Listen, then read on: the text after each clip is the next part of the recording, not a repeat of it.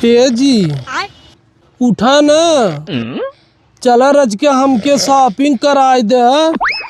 हे मर गया उनू मार्त किस्मतिया फूट गए करे साथे बिया ही देहन हमार बाप लेके।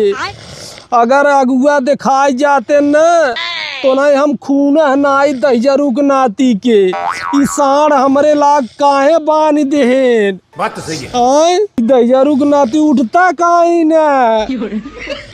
आज अगर इनकर सरकारी नौकरी न होत न तेना हम फूक देत बरा जाते न।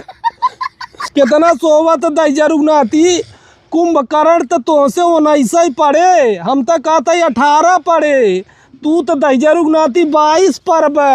ये भगवान क्या मालूम है। अरे का बताई हे बहनी, सरकारी के पीछे मत भागू, अपने लिए बढ़िया लड़का हेरू सिलीम। ये करी नहीं है साण जी ने हेरू दहजरुक नाती की नहीं है। पैसे कुल ना होते बहनिया। आय का करबू पैसा दसाबू कि बिछाबू कि ओढ़बू कि मर जाबू ले जाबू। आय बहनी आजकल तो फैशन हो गया बा, कुल लड़की भागत है पैसा देख देख जोने के पैसा वही भागत है। देखा ही पैसा कमाल। हमार बाप सरकारी नौकरी वाला देख के करे साथे हमें हल्दी लगवाए दे। हमार जिंदगी झंड हो गई बा।